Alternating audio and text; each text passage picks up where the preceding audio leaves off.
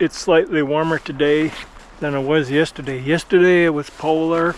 Today it's just regular winter temperatures. Wait, I gotta put on my glove. I had to take off my gloves to grab the camera, and now I'm putting my gloves back on. So yesterday I was wearing my Arctic parka that I bought over 20 years ago when I worked up in the Canadian Arctic. I don't want to center on myself, but at the same time, I'm giving a point of view account of how it feels to be existing when there's a crisis going on in America and frightening things happening around the world. Closest to home is what's going on south of the border in America, in the United States.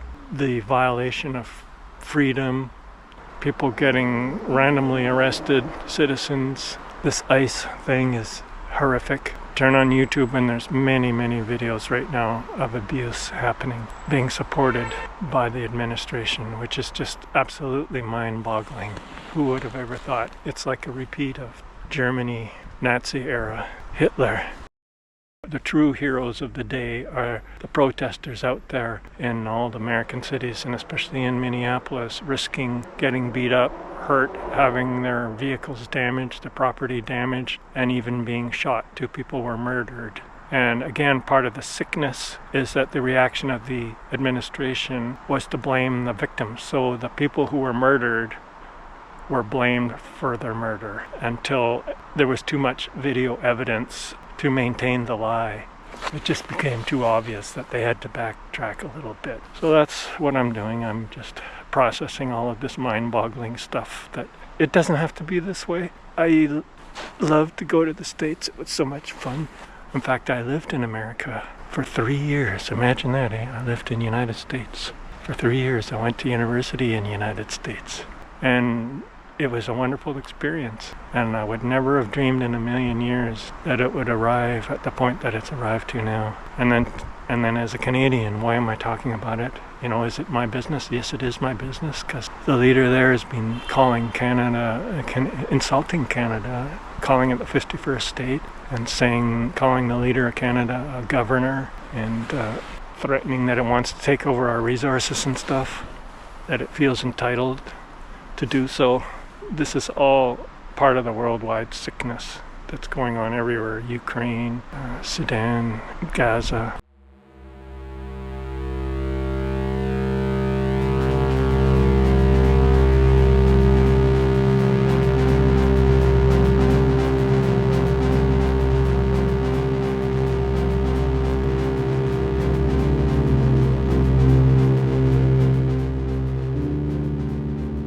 Lobodo saw videos of goons appearing, grabbing people, throwing them to the ground, smashing down doors, going into buildings, grabbing people, asking to see their ID, taking them to concentration camps, to subhuman conditions, dehumanizing those who are not part of the white boys club.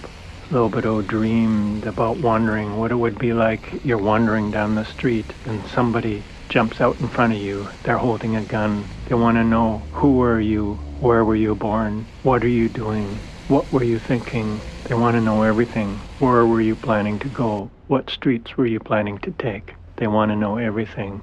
They want to stick their nose into the most private, banal details of your life.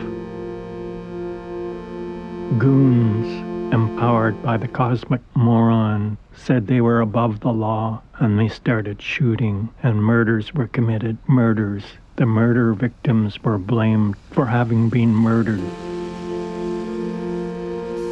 Cabin fever in winter, the urge to go out, to be under the open sky, to wander the streets. But there's always the danger.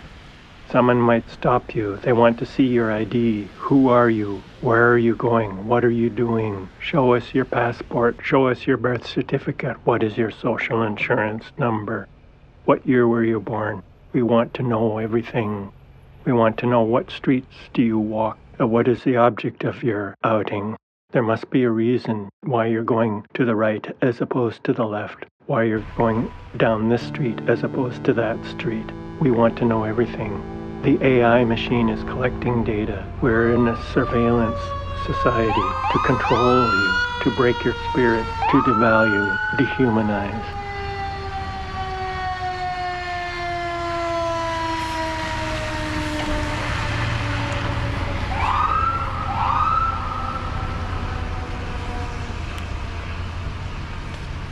And to silence the brain so that one is less likely to stop and wonder what the heck is going on. One just stumbles along in a daze.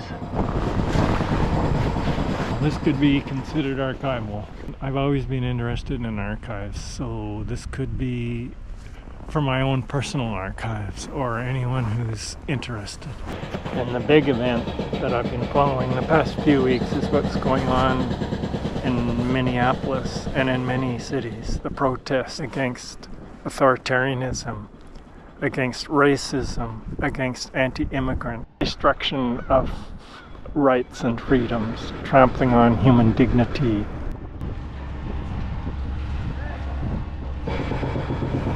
One of the most heartbreaking images I saw is a video of a little girl in handcuffs, or arresting a worker at a daycare in front of all the children, and teachers being arrested and nurses being arrested. Oh, the shooting and the murder, a nurse being murdered, and this lady pulling her vehicle out of the way being murdered. And then right away the great leader wants to blame the victim.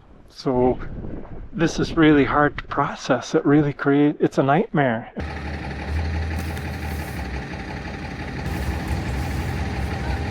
The rise of the right-wing fascist ideologies, threat to democracy, authoritarianism, worldwide sickness on an individual level, darkness, anxiety. One of the themes in this particular video that got me going was the idea that everything is under surveillance, like there's eavesdropping software and everything on your computer, anything that has Bluetooth. They can see you, hear you. It's like even more advanced than George Orwell 1984. They can practically know what you're thinking. It feels with the AI machine. They collect all the data and then they, it feels like they can make a video. Okay, that's a whole topic. Lots of people talking about it. The AI revolution, or at least the AI trend going on right now. And the feeling that you're just a piece of data, that people just want to know everything about you, even the most banal details of your private life. That there's a Bluetooth device or some microphone or camera that's observing you and putting these into these astronomically large databases that consume enormous amounts of water and electricity in case you ever get out of line and they want to prosecute you for something, or use face recognition and they can mistake you for a criminal and put you, it's just like a dystopian nightmare happening right now. So it's a good time to study art, to appreciate art, literature, music, culture. That's where I'm coming from. There's a multiplicity of ways. There's no one way. And I'm just talking about the Morinovian way. That's what I call the Morinovian way. It's the way of friendliness, culture, creativity, a sense of humor. Don't give up.